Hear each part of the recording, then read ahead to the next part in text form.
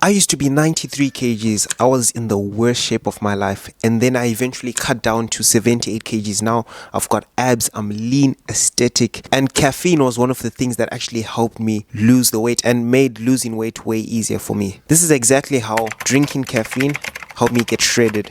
Now, the way I would take my caffeine was through black coffee. Now, I know what you guys might be saying. Black coffee tastes nasty. Why would you drink black coffee? But once I explain the benefit, then you'll understand. Caffeine actually staves hunger. You're actually less hungry once you drink that coffee because that caffeine in the coffee actually helps to reduce hunger hormone. That feeling of being hungry is reduced just by drinking caffeine. So I actually incorporated this with my fasting, with my intermittent fasting. I would only eat my first meal after 5 hours from the time I woke up. During that 5 hours, I would actually drink coffee to sort of blunt my hunger. And actually, I didn't feel the hunger that much. I wasn't that hungry. And I noticed the days when I didn't take the caffeine, I was quite hungry. And even before I took the caffeine in the morning, I could feel the hunger. And then after, I sort of had this feeling of fullness, like I couldn't feel the hunger as much. Black coffee also doesn't break my fast. Caffeine increases your metabolism. You have more energy about yourself. You're less lazy and you're more productive. You have this feeling of energy, even though when you're in a calorie deficit, sometimes you're weak. You don't have much energy. You don't have much drive because you're in that deficit. You're low on food. But when you drink the caffeine, it helps you just pick you up and boost your energy a bit, and you actually find that your energy is basically the same as if you weren't in a calorie deficit. Caffeine has been shown to increase your motivation by increasing your dopamine sensitivity in your brain. So you actually stay locked in because you're motivated and you've got that drive about you, so you can stay locked in on your goals and you can stay focused. It also helps manage your food cravings, because if you really think about it, cravings are just like a gratification thing. It's a dopamine thing. When your dopamine levels are more sensitive, you don't have as much cravings, and the cravings don't hit as hard because you're not looking for that gratification as much. Your dopamine is more sensitive. I've found that when I've drunk my black coffee, I'm able to manage cravings way better, and the cravings aren't as strong, and I'm able to combat them super easy. Now, the last benefit of caffeine is your mind and focus is way better, and your cognitive performance. I do YouTube videos, so I can notice when my articulation, I'm able to speak, thought word patterns are way quicker, and I'm able to focus a lot easier without making stutters. But when you actually do something where you need a lot of cognitive performance, you realize with caffeine versus without caffeine, it makes a big difference, especially in my life, and I know it does for so many other people. Now, you actually never want to take caffeine the second you wake up. A lot of people make this mistake. As soon as they wake up, they're trying to get their black coffee and all. You actually want to wait 90 minutes from the time you wake up.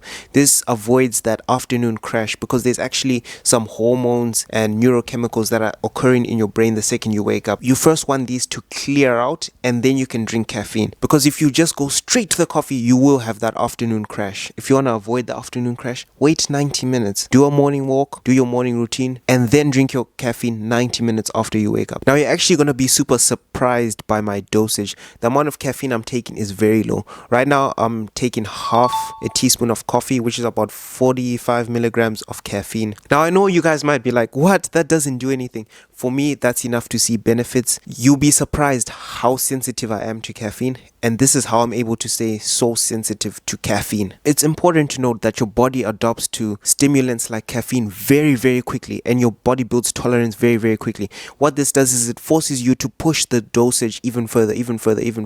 And some people, they might drink 3 teaspoons of coffee and they still might not even feel anything. It's because their body has built so much tolerance. So this is how I'm able to avoid building tolerance, and how my half a teaspoon of coffee is still more effective to me than their 3 teaspoons of coffee in the morning. Because these guys are literally, they have so much caffeine, they have so much coffee, and it still doesn't do anything. They don't even feel the energy. They don't even feel anything when they drink coffee. I caffeine cycle. Yes, I coffee cycle.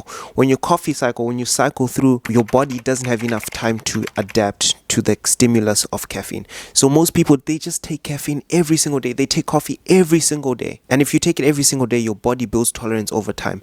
So what my main goal is to break the periods of when I'm taking coffee versus when I'm not taking coffee, so that my body doesn't have enough time to fully adapt to the stimulus of caffeine. So right now, I'm doing an approach called the weekly warrior. It means 5 days of the week, which is Monday to Friday usually, I'm on half a teaspoon of coffee every single day, which is very effective for me. And then on weekends, Saturday and Sunday, I don't take any caffeine at all. Now a lot of people might be like, I want coffee, I want caffeine every day, even weekend. But my whole thing is, if you take coffee on the weekends also, then it's gonna be less effective on Monday, which will make you wanna increase your dosage. So why not give your body a break from the caffeine so that it doesn't have enough time to adapt? So naturally, even with the weekend break, your tolerance is still gonna build. It's just not gonna build as quickly. So for every 3 weeks of taking coffee in a row, the 4th week, no caffeine for the entire week. This breaks the cycle completely, and it sort of gives your body time to reset. But from week 1 to week 2, I've already noticed I've built some level of tolerance. So you do have to increase the dosage to still be effective.